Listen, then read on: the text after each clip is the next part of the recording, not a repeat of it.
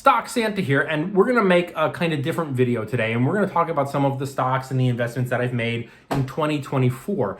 No, I'm not gonna stay dressed as Stock Santa for the duration of this video because, believe it or not, these are not prescription, and I will get a headache in 42 seconds, and this hat gets a little bit hot. But I thought we would talk about some of the stocks that I've been buying a little bit more in 2024.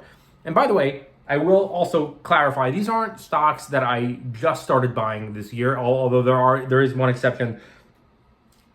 These are stocks that I've been investing in for a very long time.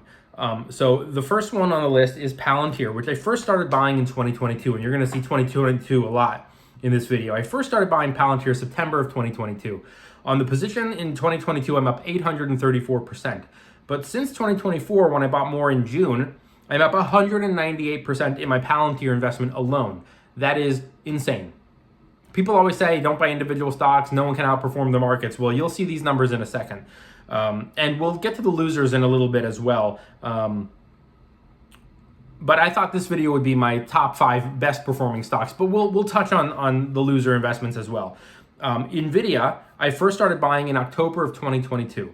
And the reason that I really started buying stock in NVIDIA way back when was because I started hearing more about smart technology and semiconductors and chips, and AI was this thing that was coming and it was going to be huge. And I started doing some Googling about smart technology. What is it? How is it powered? How does it run? How does it operate? I don't know anything. And I started seeing everything. Your front door, those August locks on your door. Semiconductors, they're smart technology. Light bulbs, smart technology. Dishwashers, ovens, microwaves, all smart. Cars are now smart technology. Well, who's behind all of this? Who's making this tech? And NVIDIA kept coming up. So I did a little research and I was like, well, this tells me everything I need to know. And I bought some stock in NVIDIA. I'm up 1,100% on the investment that I made in October of 2022. But I did start buying more in 2024 in April. And on that position, I'm up 80%. The next stock that I started buying very heavily in 2023, in June of 2023, is a company called Kava. And if you watch a lot of my videos, you know I'm obsessed with Kava. We go there at least 3 to 4 times a month for dinner. And it's a company, when we talk about, well, how do you find individual stocks to invest in? Kava is one that I've been using because I've been going to the restaurant since 2012, 2011, whenever they first opened in the DC area where I live. I've been going there since the beginning. And so for me, there have only been 3 companies that I've ever purchased on IPO day. And they're all companies that I really, really loved at the time or still love. First one, WWE, all the way back in 1999 when it was still called WWF.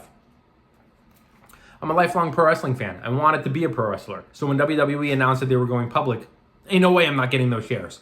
And I got them on IPO day. The second one was Meta. I'm a huge Facebook user, or at least I was. I'm not so much anymore. But I was obsessed with Facebook in the mid-2000s.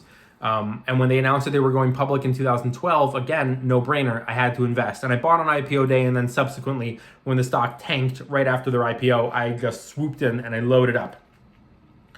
They are not on my list. Actually, maybe they should be. Maybe we should take a look and see what I am on Meta. Since I've been purchasing it all the way back in 2012, I'm up 2,500% on my Meta stock. But let's see here. I bought a whole bunch in 2024, and I'm up around, let me see if I can find it. I'm up 49% on some of the shares that I acquired in April. But the more recent big purchase that I made was when in 2022, in October of 2022, when Meta tanked. I think it was something to do with Apple cracking down on something in the App Store. You see how the stock market works? It was huge news at the time, and I can't even remember it today. But it tanked, it hit $99, and I went, oh my God, what an opportunity. On those shares that I purchased on October 27th, 2022, I am up 538%. So I'm a big believer in investing. The point of this video is, largely speaking, I invest in what I know, use, and love. So we have Kava, which I bought on IPO day. I'm up 195%. And I bought more shares in January of 2024. And I'm up 162% on those shares.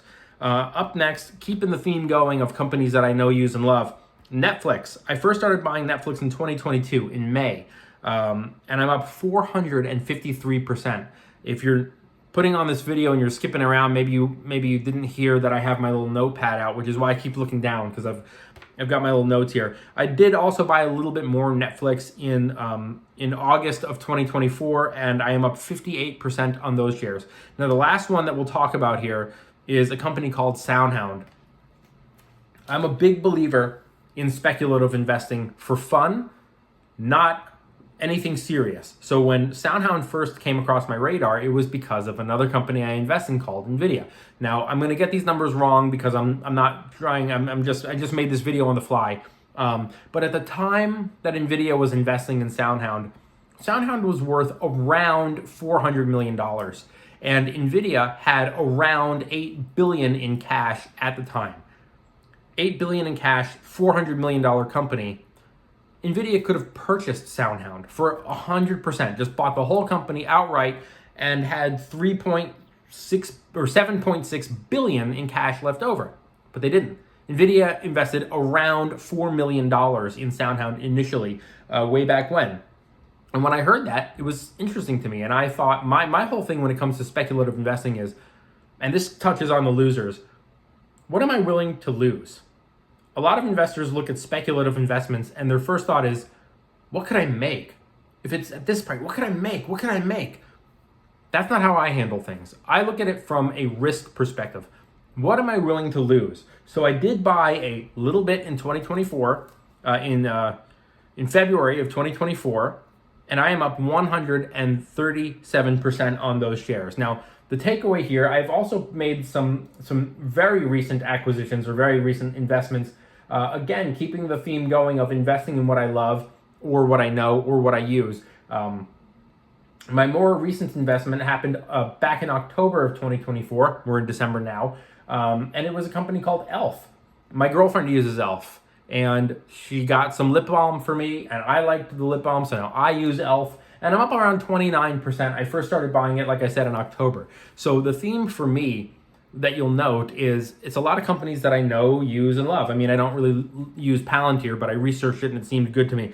But I do, in an indirect way, use NVIDIA because semiconductors, smart technology. I use Kava because I go there for dinner several times a month. I use Netflix and SoundHound. I talked about Meta as well, SoundHound, WWE, Chipotle. These are all companies that I use. So it's a natural assumption that I'm going to want to research these companies and consider investing in them as well. I'm going to put a little picture right here of my website. It's my name. It's kennethsuna.com. And the difference between me and all the other finance content creators is that so many other finance content creators say, hey, sign up, give me your email, and then they try to sell you something later. So I want you to notice when you go to my website that there's no, put your email. There's no sign up for an email. When you click on my resources, my guides, nothing says, hey, give me your email. Here's $5, pay $5, pay $10, buy me a coffee. There's no links like that. I'm not here for your money. And I'll end the video by saying, bulls make money, bears make money, pigs get slaughtered, and smart investors always hit that follow button. All right, thanks for watching, everyone. And remember, invest or at least consider investing in the companies that you know, use, and love. It's very easy to research these companies. All right, thanks for watching.